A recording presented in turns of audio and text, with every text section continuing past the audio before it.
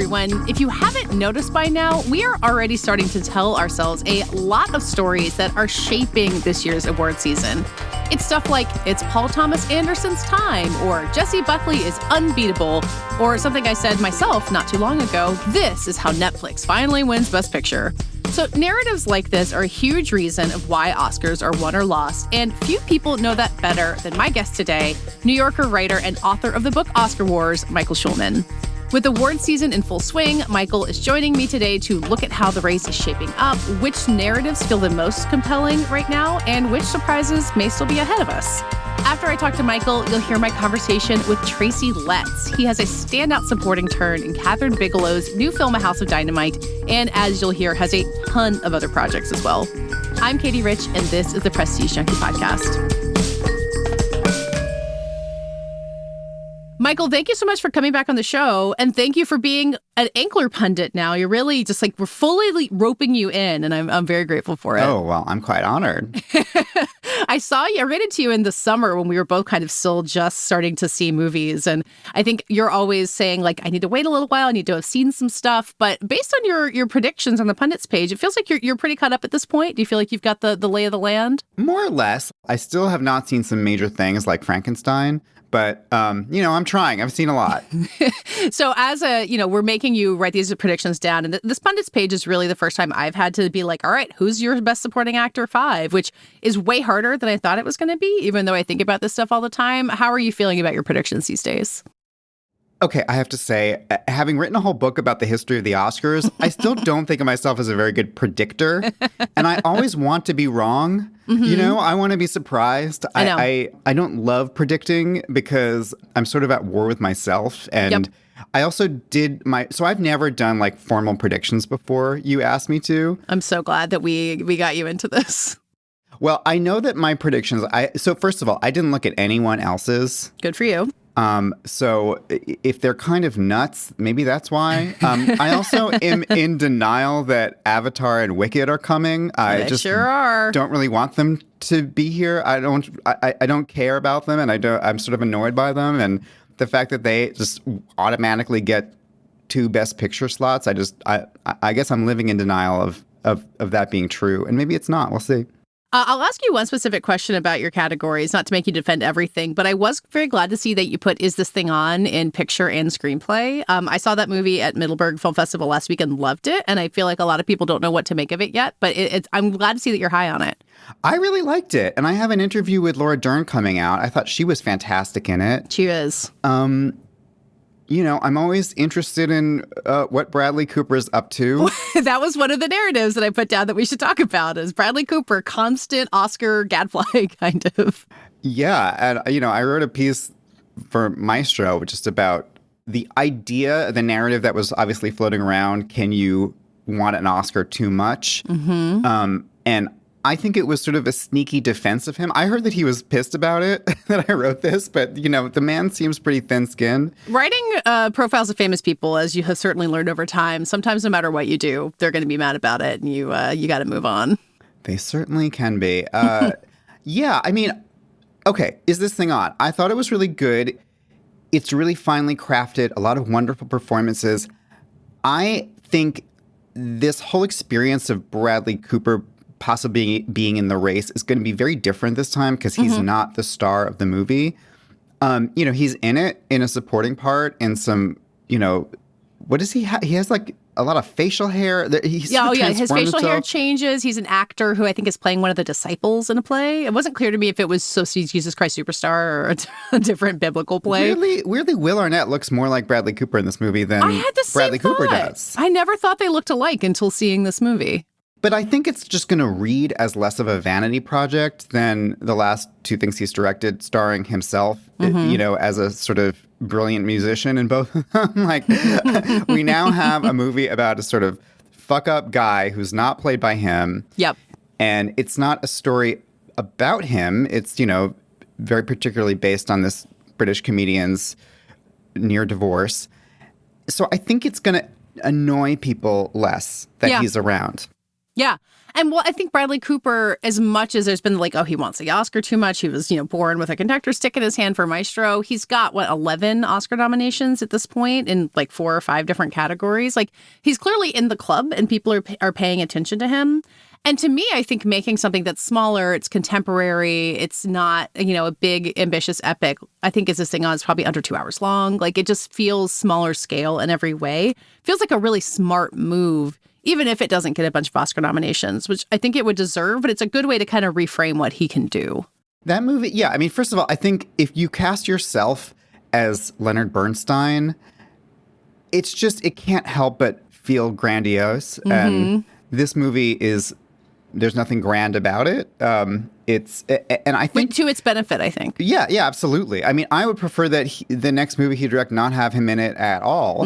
But if he's going to be in it, I'm glad he put himself off to the side a little bit. And Will Arnett's a really interesting leading man. Mm-hmm. Sometimes I was really with him during that movie, and sometimes I thought, well, he's a sort of abrasive presence, mm-hmm. and I don't know if we're always on, in the way that we usually are in a leading performance. Mm-hmm. So I'm sort of curious if Will Arnett's performance is going to have any awards legs. And that movie in general, I feel like for me, it's in this sort of like middle area of movies that I have question marks for me about sort of where they're going to land, like things like Begonia and Nouvelle Vague. Stuff like that. There's all this stuff sort of in the middle tier of the race where I'm not quite sure. Yeah.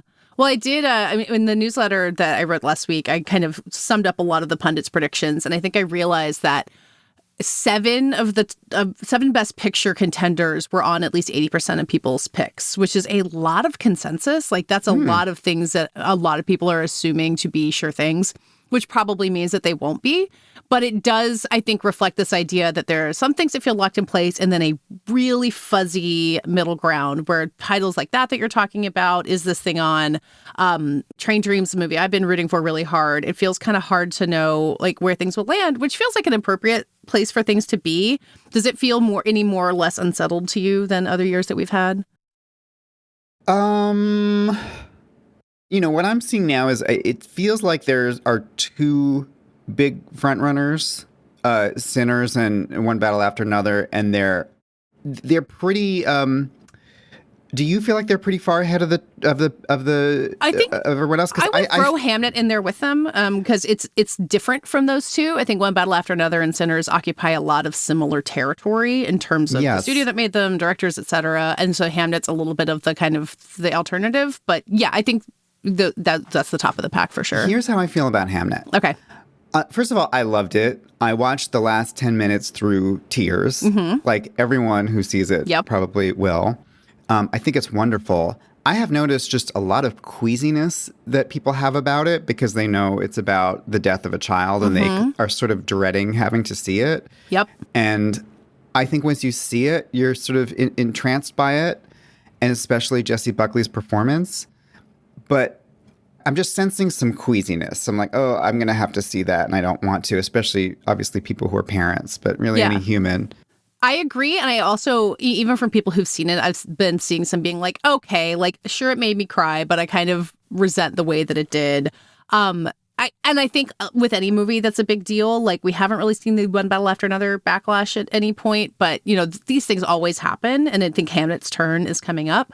And when you've got this really intimate movie about this one family and this one play that gets written, no matter how important the play was, versus the sprawl of both One Battle After Another and Sinners, I'm curious about how those scales get tipped about what becomes more important narrative-wise or voter-wise. I also think Hamnet is a really great course correction for Chloe Zhao after Eternals. I'm glad that she has escaped the Tesseract or whatever. I don't really know that on there my might MCU be a Tesseract in that one. Tesseract, whatever. The big claw that comes out of the Arctic Ocean, whatever happens in that movie. Oh, yeah, it's a hand, right? A hand. That's right. Yeah. There's a big hand. Anyway, I'm glad she has just left the hand where it is and, found her way to Hamlet. I don't know at the end of the day if the Academy is going to feel like this Oscar coronation should happen twice for Chloe Zhao before it happens once for Paul Thomas Anderson or Ryan Coogler. Yeah. Well, we're on two of the kind of narratives that I singled out ahead of time, but you mentioned Paul Thomas Anderson, so to go to him first, like the idea of it being Paul Thomas Anderson's time, who has more Oscar nominations, Paul Thomas Anderson or Bradley Cooper? They might be tied. I can look this up, but he's been nominated a lot and has never won. It does feel abundantly clear to me that it's his turn and that Best Director is a place to do it. How does that feel to you? Yes. Okay. I would say yes. That is inescapable. He's a filmmaker who people have now grown up with. People are now in the industry because they saw Boogie Nights in the 90s when they were coming of age and falling in love with movies. He has a real place in people's hearts. And, not just like the sort of prototypical film bro, people, but we've just lived with him for so long. And I think there's a sense that this movie is a huge swing, a major work from him. It's not a sort of licorice pizza. Or even Phantom Thread, which was wonderful, but like a sort of cold little movie that was sort of darkly funny. God, I laughed at the ending so hard. Oh yeah. This is like a big movie that meets the political moment in an unexpected way. It has a number of really great performances, and it's a big swing for Warner Brothers as well. Yeah. What interests me about that movie and Sinners sort of together is that there is so much overlap. I mean, there's, obviously a director who's a named director who hasn't won an Oscar, is sort of mid-career and made movies already that people really, really love and is beloved. Working with a male movie star in the lead who's like incredibly charismatic, who, has this undeniable movie star quality, giving a great performance. But also, like, they're both saying things about race. They're both saying things about specifically white supremacy. About America in general. About America being, a troubled, dark place. But from these really weird, different complementary angles. I don't know. Are there other things that I've missed that they have in overlap? Great supporting actresses. Yeah, and they both use, like, crowd-pleasing genres, the vampire movie and the action movie, the sort of paranoid thriller action movie, as a way of delivering those ideas. Yeah. And they both have like a sort of a humor to them, a kind of subversive humor to them as well. Yeah, and it's incredibly entertaining. I think the huge benefit of this Oscar race and what makes me so excited about it is it's not just that those are two great movies, and I think Hamlet's a great movie, I think Sentimental Value, it's a strong lineup, but there are these movies that play so well, that are fun, that don't feel like homework. Like even Hamlet, I don't think feels like homework, despite the fact that it's sad. And that Sinners is a big hit, One Battle After Another is modest hit, but that they just both feel like Hollywood doing what Hollywood can do best, and sometimes it feels like they can't. And that's even with Warner Brothers literally up for sale, like the studio that made them may not be owned by who knows who might own it by the time of the Oscars, but damn it if they didn't pull it off at the end. They're also both movies that people are making a point to see on the big screen in particular formats. There's a little bit of that Oppenheimer quality of like, we have to go see this in, this division or whatever. And I mean, I think that's something that matters to the Academy as well. So I'm really interested to see how Sinners, it's been a couple months since it came out. One Battle is newer, but I'm really fascinated to see how we start talking about those two movies in conjunction and conversation with each other. Yeah. Yeah, I was revisiting Sinners recently and kind of listening to Ludwig Göransson's score and seeing the cinematography where you have, this cotton field stretching off into an eternity. And I'm like, I want both movies to be able to win all these craft categories. And it's in some ways kind of a shame that they're in the same year. While we're talking about scores, can I just return to Hamnet for a second? Yeah, of course. I have one little bone to pick with Hamnet. Is it with Max Richter? Okay.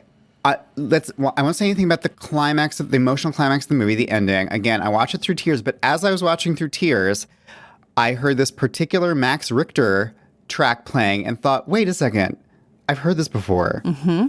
Wasn't this in Arrival? Yep. Or wait, no, maybe wasn't this in The Handmaid's Tale or something? And then I looked it up and it's on The Nature of Daylight and it's in everything. It's in The Last of Us. It's in Shutter everything.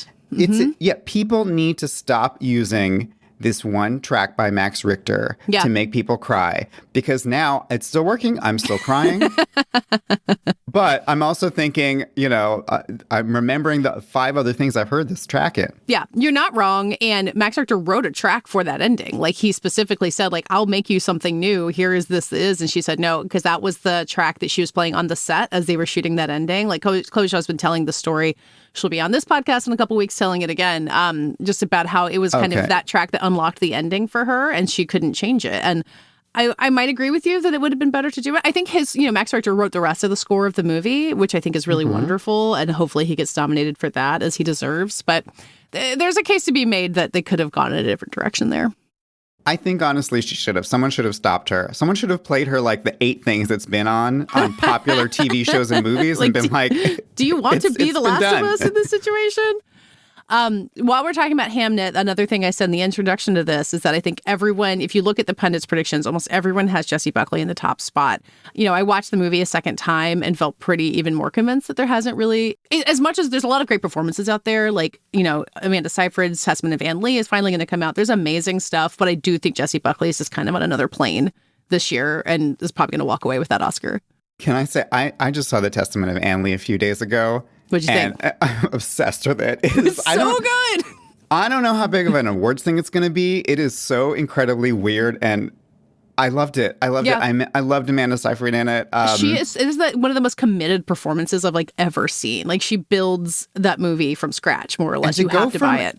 To go from Elizabeth Holmes to Anne Lee is it's such range, but also there's some commonality of just someone who believes in herself so strongly that she basically, Elizabeth Holmes is sort of a cult leader. I 100%. And the idea of the Shakers as a cult kind of based on benevolence and maternal grace, and also this world being so horrible that the only way you can escape any of it is just physically shake your body and dance. That's Mona Festival is so good. I just knew about their furniture. I know. Not enough furniture in Anne Lee is my hot take. You see There's some furniture making at the end, and you're like, oh, I want to see. It's like that shot in The Brutalist where they reveal the doors in the library, and it's gorgeous. And there's some shots of furniture in this that are similar to that, and I wanted more. Oh yeah, no, I'm married to an architect, and he loves sort of mid-century modern. So I rewatched The Brutalist with him for that reason, and he loves chairs. So I feel so he's going to love Anne Lee. He's going to get a little bit of chair action from this. Also, it's something that I guess Brady Corbet and Mona Festival have in common, an interest in nice furniture. How you build stuff out of wood, I guess. And in typeface, both movies have interesting graphic design stuff. Yeah. But I think unfortunately for Amanda Seyfried, there is already an actress this year who has given birth in a very harrowing scene in a period drama, and it's Jessie Buckley. It's true.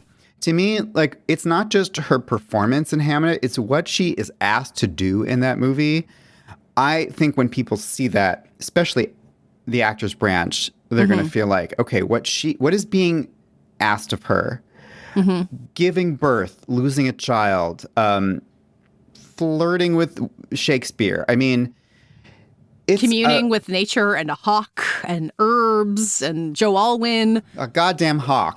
She's doing hawk work. It's so visceral, and it's not like a Maggie Madison performance. This is an actress who people already have a lot of affection and respect for. She's been nominated before. She's been nominated before. She's been great in other things. I'm not sure who can beat her. I will say when I saw Begonia, which I still haven't seen. I keep saying on this podcast I'm going to get to it. It's out next week. I'm going to get there. I saw it, first of all, at a screening that ended with a talkback moderated by Patti Smith. That's cool. That's a good get. So Patti Smith was there with Yorgos Lanthimos and Will Tracy and Emma Stone, and the whole talkback sort of became about how strange Patti Smith is, but in a wonderful way where she was just sort of going on about the state of the world, and it was kind of great because most talkbacks are so boring. Well, they're always so grateful to talk about something different. So anytime there's a weird, a new path they can go down, they're going to follow it. Yeah, Patti Smith just brings a particular vibe to a situation. But when I saw that, I was floored by Emma Stone. I think it's such a fascinating brilliant performance in a way that's very different than Poor Things. And the minute I saw it, I was like, okay, yeah, no, give her a third Oscar. I don't care. That was incredible. Wow, third Oscars. It's a high bar to clear still. I think she's our Meryl Streep, but I don't think it's going to happen because of Jessie Buckley and because it was so recent that she won. Yeah, I mean, Frances McDormand pulled it off, but that Nomadland Oscar was strange for many reasons. Mm-hmm. Yeah, I mean, I think I love Rose Byrne, and If I Had Legs, I'd Kick You, a movie that we saw together. I'm still rooting for it really hard to get in there. And then, Renata Reinsva is in Sentimental Value, which is a strong contender in a lot of different ways. But it does feel like the complete package thing that Jessie Buckley has of like being a great performance in a really strong overall contender. That's a hard combo to beat. Yeah, and she's really carrying that movie. I mean, I think Rose Byrne is too. Mm-hmm. Emma Stone, it's a real two-person acting experience. I also put down Tessa Thompson and Hedda. I had just seen it when I made my predictions. Yeah, why not? Why not? I feel stronger about Nina Haas in that movie. She's amazing in that movie. Unbelievable. Really steals it. Yeah. And I'm all in for Nina. Yeah. I wanted to go over to Best Actor, and like Jesse Plemons and Begonia, I think is part of it. But I think the narrative that I will care about the most this season, and I think the most normal people will, is Timothée Chalamet versus Leonardo DiCaprio. I haven't seen Marty Supreme, but I feel pretty confident that Chalamet is going to be in the mix there. I mean, he's pretty ascendant right now, and the two of them as these kind of generational standard bearers, and how I think Chalamet has very clearly modeled his career off of DiCaprio. I just can't get over that they're going to face off against each other. Do you care about this as much as I do? I do. And Good. I like races that are a veteran versus a younger person. Mm-hmm. And I like what you're saying, that they're sort of like a little bit like mirror images of each other. I mean, personally, I feel like Michael B. Jordan should be very central in the conversation about Best Actor. I feel pretty confident he is. And his stardom is obviously different in some ways. He does. There's two of him, so he's two different spots. There's two. That's a double dose. And I do think that, again, like people in the actors branch look at that kind of thing and they're like, okay, what he was asked to do in this movie is very difficult and a fun acting challenge that he hit out of the park. Yeah. Yeah, I thought for a while that the expansiveness of Sinners would count against him in some way, that like he's doing these two performances, but like the supporting cast is so big and the music is great. There's all these other things you can come away from Sinners talking about. I've pretty much moved away from that. I think the movie is strong enough and he's strong enough. I mean, he's never been nominated before, which is kind of outrageous at this point. That is outrageous. I know. Yeah. Like he should have been nominated for Black Panther. So now that we're talking about this, I'm like, what if Chalamet and DiCaprio like split some kind of vote and then Michael B. Jordan comes through and wins? Like, that'd be great.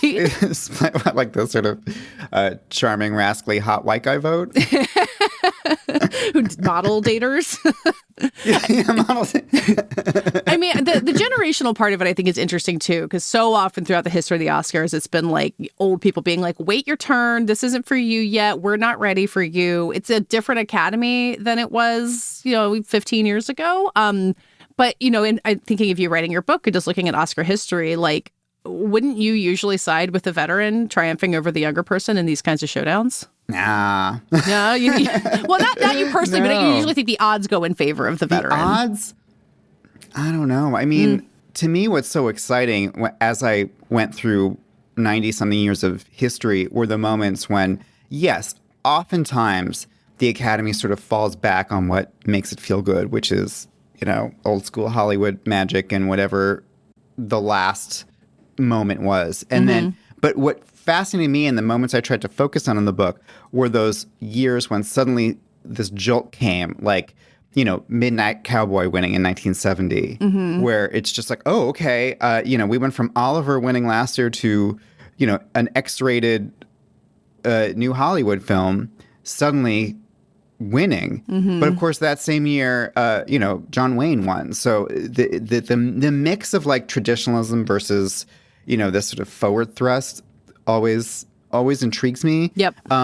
For this particular race, unlike I would say last year with Mikey Madison and Demi Moore, or even the Austin Butler Brendan Fraser contest, there's not like a comeback quality to DiCaprio. Like he's been around, he's been doing fine. Like he won an Oscar not too long ago. When was The Revenant? 2015. It's been 10 years since that Oscar race. I don't feel like there's this feeling behind him. No, like, it's not the Demi Moore back. story at all. It's more like here's a very successful 50-something-year-old movie star who is carrying a huge movie that is, using his powers for good. Exactly.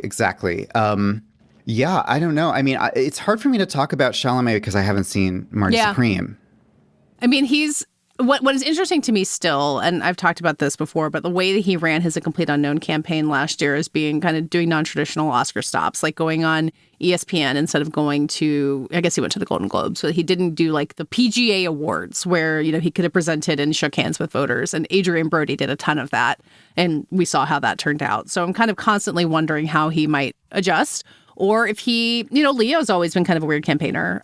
Famously didn't go to the Oscars the year that Titanic was nominated. So it's possible Chalamet keeps following that lead. Well, Leo was nominated. Look, so why is he going to show up? We remember the protests outside Jesus. the building. Yeah, I don't know. I remember last year, my favorite memory of Timothy, or maybe it was this past year, was him in a record store saying "Shout out North America." Like, why did that happen? I don't remember the context, but I just loved when he said "Shout out North America." I mean, this year he won a White Boy of the Year award from a podcast hosted by an NBA player who, I don't remember which NBA player it was because I don't know that sport at all. But, it seems like more similar things are happening because that's who he is. Is he the White Boy of the Year? We'll find out. Stay tuned. I don't know. It's always a tough competition out there. Okay, there's obviously so much Oscar stuff ahead of us, but any narratives, anything that you're watching particularly this year that has you fascinated or that you're rooting for? Okay, so in Best Supporting Actress, I don't necessarily believe this is going to happen, but I put down Glenn Close because I did see Wake Up Dead Man. Yeah. I'm wondering, everyone feels just uncomfortable about the situation at this point with Glenn Close. I don't think it's an Oscar-winning part, but she's really great in it. And she's playing a sort of great in that movie. Creepy person, which she does really well. Mm-hmm. I don't know. Like, stranger things have happened. I think that Best Supporting Actress is a really fascinating jump ball. Like, there's a lot of narratives in place, but nothing. I think a lot of people think Stellan Skarsgård might have the inside corner in supporting actor just because he's an OG veteran, that he's kind of the heart of that movie. People love it. He's a dad. They love voting for dads in that category. Or Sean Penn. Sean Penn. Anyway, but yes, like there's like continue. Best Supporting Actress. But my favorite category, Best Supporting Actress. Oh, absolutely. I just think Best Supporting Actress. Every year, there's a lot of great performances. I'm not talking this year. I'm talking anytime. Yeah, absolutely. There's a lot of compelling narratives, but nothing obvious where you're like, oh yeah, I could see how that becomes a win. And so I think it's interesting, and there's a lot of room for things to be surprising, including a Glenn Close nomination. Like, I don't think that's you're not the only person predicting her on the Ankler Pundits, by the way. And I don't think it's out of the question at all. I know. Glenn Close versus Ariana Grande, the race we've been waiting for. Want to be in denial. I mean, I think the Amy Madigan thing, like Amy Madigan and Glenn Close have not had the same career, but in terms of like the veteran overdue for recognition, Amy Madigan, I think, is nominated once before. It's not quite the same as Glenn Close. She was nominated for something called, what was it, Twice in a Lifetime? I was not familiar with it. Yeah, no. me neither. I guess I got to go back and watch it. I know. See what she was up to. But Amy Madigan, I think, definitely has like the comeback story of the year, like what we were talking about with Demi Moore. And I think she's worked consistently, but, she's kind of got her own life and has done her own thing. And, sometimes with those actresses who have been around a long time and are in LA, do you kind of wonder, like, oh, is this going to be a To Leslie thing where everybody knows her? Like, it turns out she's friends with every single Oscar voter, and this is what happens. And I don't know what Amy Madigan does in her spare time, but she might be way more connected than we realize right now. Yeah. Isn't she married to Ed Harris? She's married to Ed Harris. Oh yeah, you don't think about them sitting down and refusing to clap for Elia Kazan at the 1998 Oscars all the time, because it's a big part of my brain. So why is Best Supporting Actress always your favorite category? Because I love character actresses. It's sort of even though it's so hard for them to win sometimes. The Anne Hathaways of the world go and win here instead of character actresses.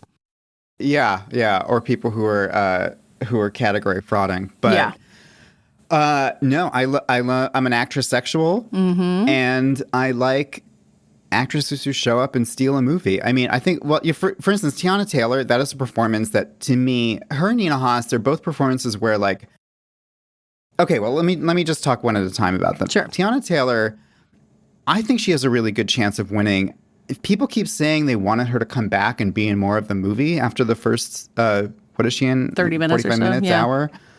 I think that speaks to how strong the performance is. I didn't mind that she didn't show her face again. She returns in a different way. Well, and the impact of the way that she returns says so much about how good that performance is, because it has such a huge effect on you. But to me, if you give a performance that is felt for the rest of the time you're not there, that to me is an ideal Best Supporting Actress performance. Like something where you can't get this person out of your head. Kind of like how I think of, when Meryl Streep won for Kramer versus Kramer. She's sort of like, she's in the beginning, then she's gone, she comes back at the end, but she haunts all of the scenes in between. She leaves you wanting more. And that you, much like Sean Penn, or not quite like Sean Penn's character, like we can't stop thinking about her for the rest of the time. She haunts the movie. I think that's a really incredible quality of a performance. I'm trying to think of how long it's been since there was a supporting performance that's truly that supporting, that kind of goes away for large chunks of time. I mean, I think Ariana DeBose, that's a classic supporting performance in West Side Story, but it's a pretty major part of an ensemble. Like, it might be going back to Regina King and If Beale Street Could Talk. It's you more often get co-leads in this category than something like what you're talking about with Tiana Taylor. Who won last year again? Hang on, I just literally was just in looking my favorite category that I just said. Zoe Saldana, the lead of Amelia Perez, is who won last year. Yeah. See, that's what I'm talking about. I know. But okay, remember Nina Haas. Amelia Perez? Oh boy, people would love for you to not remember that. That was okay. Which is the movie? I always feel like there's one movie that I think we think about it so much during Oscar season, and then the second the Oscars are over, I never think about it again. Last year was Amelia Perez. Yep. I'm trying to think what it will be this year. Oh God, this is so hard to predict what in will advance. We be just talking about, and then it's gone. Yeah, and then it will be. Let's see. I'm trying to think of Maestro might truly be the 2023 version of it. Sorry to Bradley Cooper. Okay. We could go on forever. I'm going to try to wrap us up at a certain point, but people can see your predictions. And will you come back when you feel 100% confident that you know everything that's going to happen at the Oscars? You can come back on the show and brag about it? Sure, but again, I root for chaos. Yeah, same. I don't want to be right. I don't think anyone is ever happier than me when something happens that I didn't predict at the Oscars. I live for drama and chaos at the Oscars. Why would we care about the Oscars if we weren't living for drama and chaos? Well, Michael, thank you for joining. People can find your pundit predictions and also the stuff you're working on at The New Yorker, which I guess includes an interview with Laura Dern. I can't wait to read it. Yeah, thank you so much for being here. Thanks for having me. Stick around, and then after this break, you'll hear my conversation with A House of Dynamite star Tracy Letts.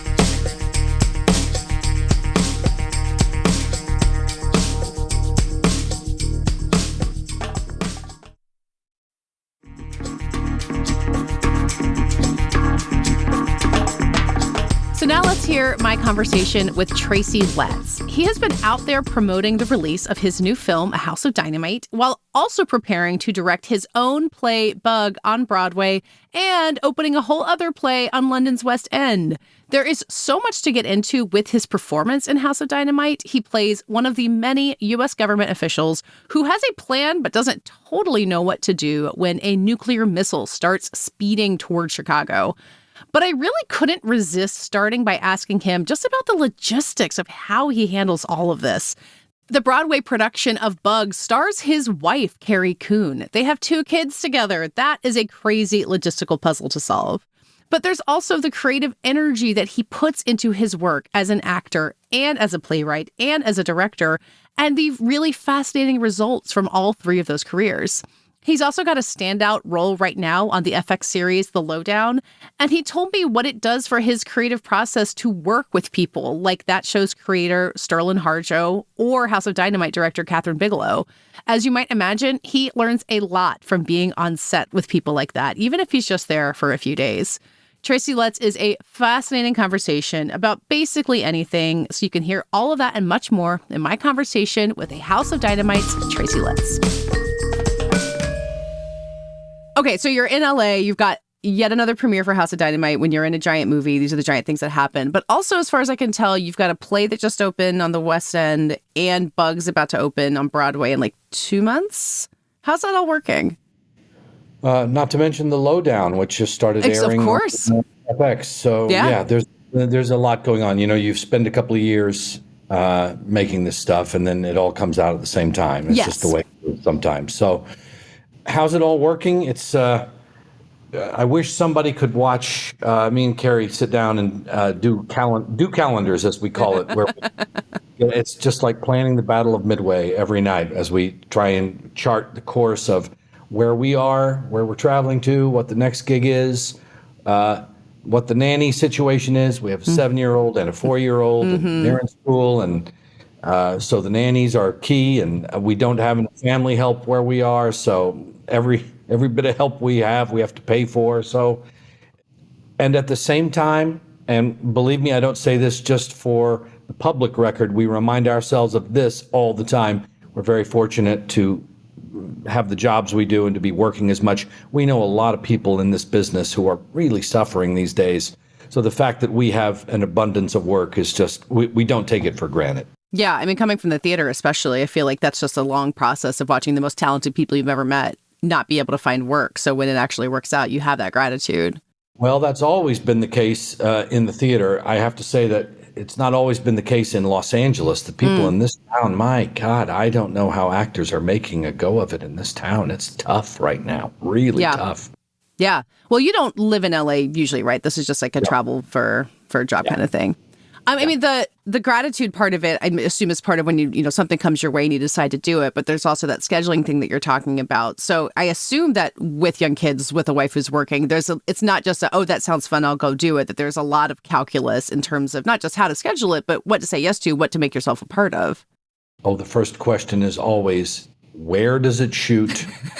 When does it shoot? But don't tell me anything fun and sexy about the job. I don't want to hear that. I need to know where and when first. And even before the question of money, any other consideration, where and when. Yeah. Then we can get into all the other stuff, because sometimes the answer is just no right out of the box. It's just like, oh, that's not possible. We're not going to be able to do that. Yeah. So where and when was House of Dynamite? Worked out well. Was able to do it. It was in New Jersey, and it was about a year ago, I think. And because it was in New Jersey, that's another thing, it's like, oh, that's close enough to home. Made it more possible. But I mean, again, when it's Catherine Bigelow, you're like, well, we're going to figure out a way to make this work. Yeah, because it's not just that you're going and you're working on these projects with kind of big name people, but as a playwright, as a storyteller yourself in some way, like, is there that part of your brain saying, like, what can I learn from this person? What can I just learn from even just watching them work, not asking them questions, but, having that experience of seeing someone else work up close like that? Like, how does that part of it? Well, you just want to work with the people who are really good, who have proven to be really good over a space of time, and who also have a personal vision, right? It's one thing to be good and have facility with the job, and yet all you're doing is fulfilling a kind of corporate mission. But to those people who are fulfilling personal vision of the work, you always want to work with those people. I mean, for Carrie and I, because we come from the theater and because we're snobs, the first thing we're always asking is what is the script like? I say the first thing. I suppose after where and when. Second thing. What is the script like? We care about the literary merit of the piece we're going to be working on, because in our experience, if it ain't on the page, all that stuff. So we want to make sure that it's good. But the second part of that is, who's the person behind, who's the creator, who's the instigator, who's the person who's making this happen. And in the case of somebody like Catherine, you're like, that's a person I want to work with. That's a person I will put myself in service to that person to fulfill their vision, what they're trying to accomplish. So that was an easy call with Catherine. Yeah, I mean, with Catherine Bigelow, obviously you don't have to sit down with her and be like, what are you going to bring to this? It's very well established. But I think, any industry, and especially creative industries, is full of a lot of people who will tell you all their great ideas and all the things they're going to do, and they can't follow through on it. And when you work as much as you do, how do you figure out the people who mean it, or who can do it, who can pull off what they claim they want to? Well, the proof is in the pudding. I mean, you can look at Catherine's work and see. You can see it. The truth is, I'm old enough to remember seeing Near Dark in the movie theater and recognizing not only that it was a a very original take on a well-established genre, but you can look at that and say there's a filmmaker of real, again, personal vision and integrity about their work. And then it tracks all the way through. The fact that it is this kind of military thriller, which is something that she has obviously proven a facility with now over a few movies, you go, okay, well, that's the mode she's working in. Personally, I hope she doesn't give up on some of those other genres that she's really mastered, because I really love her work in those spaces as well. But I've adored her work for a long, long time. And so when I see the kind of piece that it is and I see the role that they want me to play, I go, yeah, I can do that. Yeah. Well, you talk about the script being the first thing, and this is a movie where you're siloed off from a lot of the other stories, the structure of it. So do you get the full script? Like, do you need to have the full script to know if you want to be part of something, even when it's a part of an ensemble the way this is? Yeah, I need the full script. And I had the full script, and I couldn't make heads or tails out of it because I don't speak that language, the military speak and all the acronyms and stuff. Even when the acronym is explained to me, I have a minute of going, oh my God, what? What does that mean? Ground-based interceptor. Hold on, let me think about that for a second. Yeah. So I had to read it 2 or 3 times before I'm not a great first read anyway, normally. So I have to read it a few times before it kind of starts to pierce the veil. And I understood it was so clearly well researched to a documentary level of detail. And thoughtful, right? It's not just military speak for military speak's sake. It's actually pretty spare. But it was so beautifully written and intelligently constructed. And again, again, I'm going to say the first question we ask, when I've already told you several questions we ask, but one of the first questions we ask is, how can I help? Sure. How can I help can I help tell the story? Can I help you can I fit into your image of this, your vision of this, and help tell the story? And in this case, I thought, I can. So hence, I'm in the House of Dynamite. So I saw this film at the New York Film Festival. I think it was the day after the premiere, but you guys did a Q&A, and you said, I think partly facetious, partly true, you did no research. You just stepped into this guy. And you can tell me how much you meant that. But also part of it was finding a person in this uniform, in this, quick jargony dialogue. So what was that balance they were figuring out how to be a human being in the story that is very human, despite all of the technical jargon that's part of it? They get mad at you if you say you don't do research, because it makes it sound like you're lazy or something about the project is half-assed. Also, the way we've become accustomed to actors talking about their work in recent years, especially with the sort of vast mechanism of awards, et cetera, Sure. all that stuff. You got to show the work to show that it was worthwhile. Yeah. There's always an element there with the actor. Well, I lived with bears for 6 months. I went through basic training. I ate nothing but K rations for a year to be able to play the part. Great. And if that's what you are doing or need to do the part, great. Everybody has their own method. Yeah.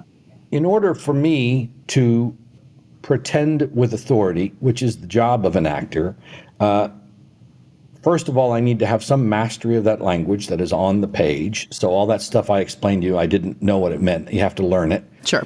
I remember on The Big Short going through the very same process where money, the jargon language all over the place. Speak, and I didn't understand any of it, and it was actually harder to learn that language than it was to learn this military language. So you want to be able to learn the language so you have not only that you have facility with it, but that it sounds like something you might say. You want to understand the point of view of the character. You want to understand what the job is, as Jared has said about preparing to play the Secretary of Defense. He was trying to get a handle on what is the job on a normal day versus job on this day. Yeah. And then you just need a lot of help. I say pretend with authority. So much of the authority is provided for you. First of all, by that very well-researched, thoroughly vetted script that I talked about. But also beyond that, this set, which shows Stratcom to an incredible level of detail, the costume, the haircut, all that stuff that goes into it. And then these technical advisors I had on set, who are guys, 3- and 4-star generals who have spent much of their careers in Stratcom. And so I had those guys to refer to constantly and say, what do I do? What should I be doing here? Yeah. What's the job? What was your job? What is within the boundaries? What's within the guardrails here? So I could do each individual take with some, to pretend with authority. And now I'm pretending to be a general, and I'm doing it with some authority. That's the gig. So in other words, research is you get the research that you need in order to do the job. Yeah. I remember I went on a panel with Gary Oldman, and not to compare myself in any way, shape, or form to the great Gary Oldman, but at one point he said when he was first offered Churchill, Darkest Hour, his first response was, "Well, I need a year." And I said on the panel, I was like, "I've never been given a year. I don't get to ask for a year, right?" Most actors aren't Sir Gary Oldman. Sure. So you in the time that you've got, you're going to do what you have to do in order to do the job well. Yeah.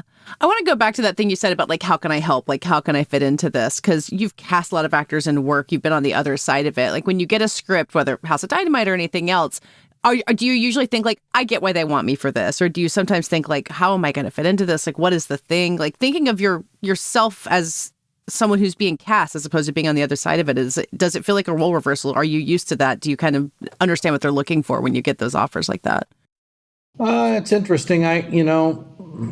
Because I'm a guy of a certain age and, I don't know, height or physical bearing, or I have a deep voice, or my father was a teacher, whatever it is, because of all of that stuff, I have access to a certain gravity that is helpful in a lot of different roles, whether it's, and so I've been, I get offered a lot of, like, guys in suits who are ordering drone strikes, and that's pretty typical of me. So to play a general, it's just like the clothes are a little bit different. Yeah.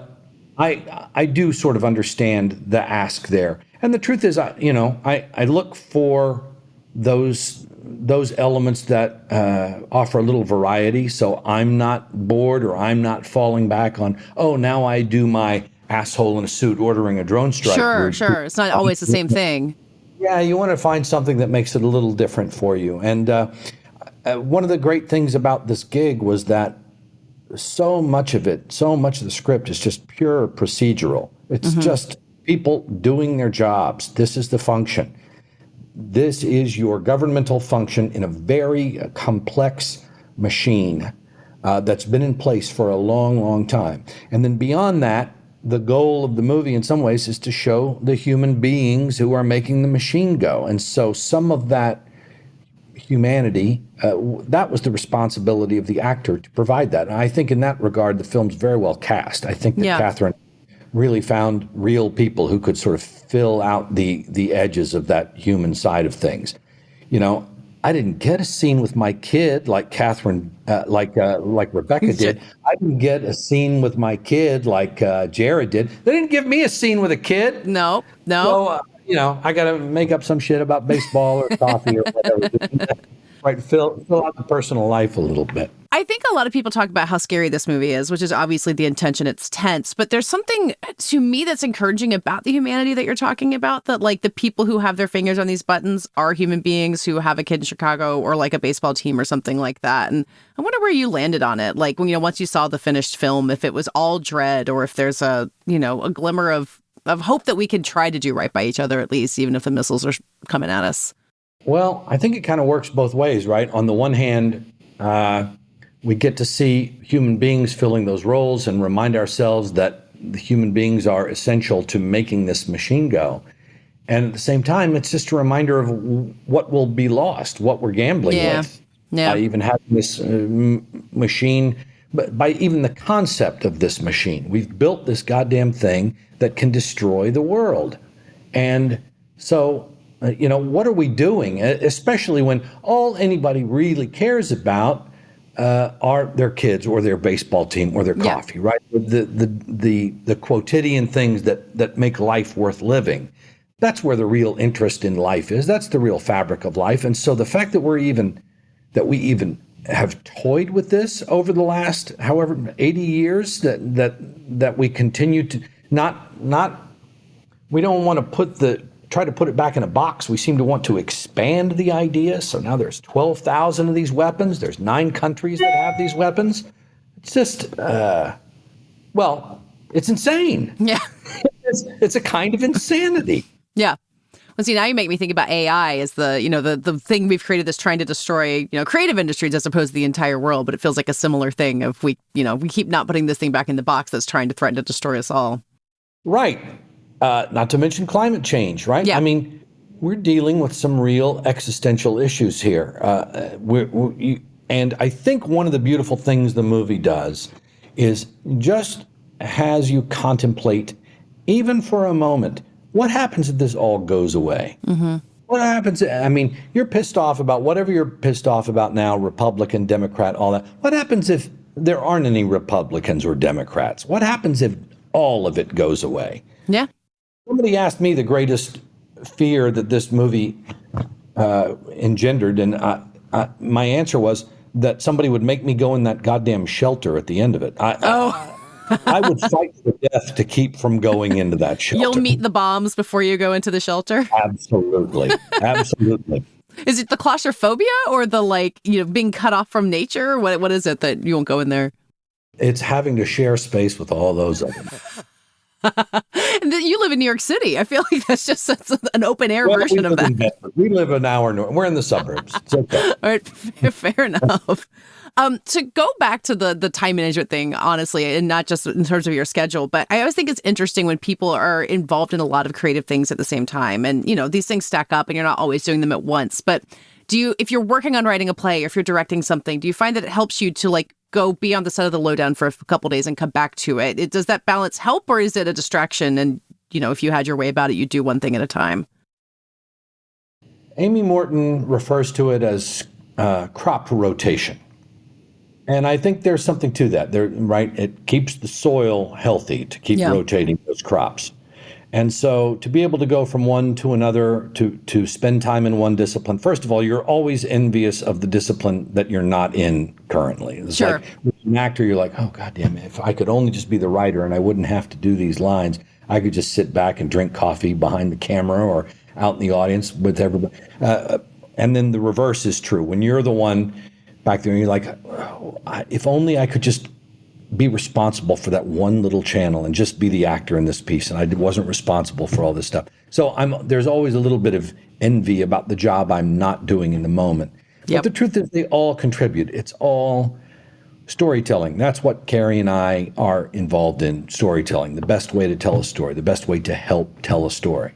Either telling a story of my own on stage or on film, or helping somebody else tell their story, and they all inform each other. I learn a great deal from each one. I mean, Catherine, there's a reason that she's so masterful at this. She really created an environment that allowed a lot of very different elements to work together. Catherine's not a screamer. She doesn't throw a chair. She doesn't throw a coffee cup. She's very thoughtful. She's very deliberate. She's very peaceful.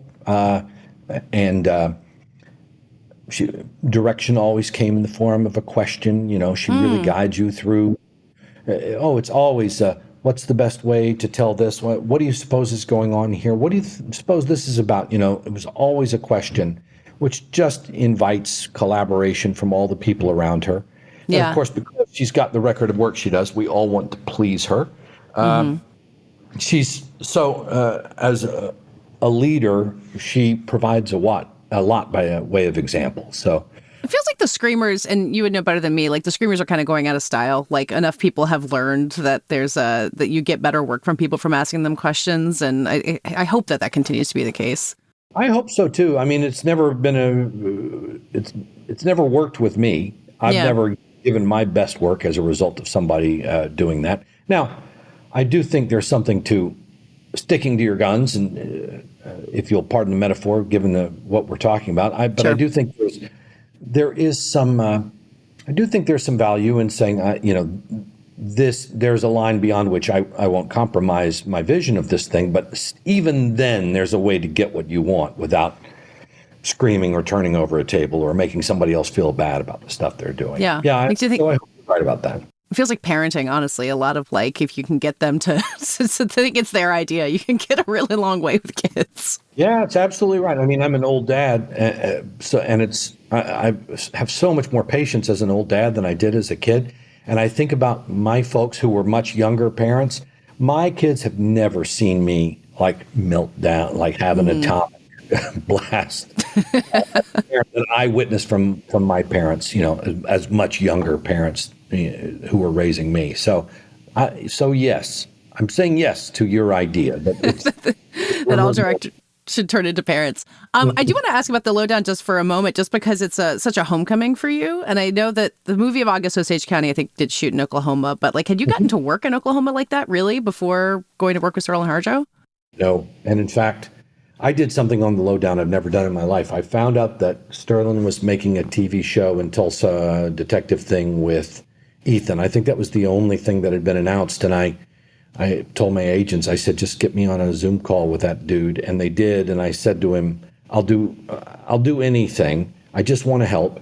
Let me know how I can help. And if you don't have a part for me to play, I'm going to come to Tulsa and get a food truck for the cast and crew. I'm going to help somehow. I'm going to be because of the Tulsa, because you wanted to support, Tulsa. Yeah, and because of Reservation Dogs, because I so believe in that guy's art and his mission. He's a really gifted storyteller, and I wanted to be part of it.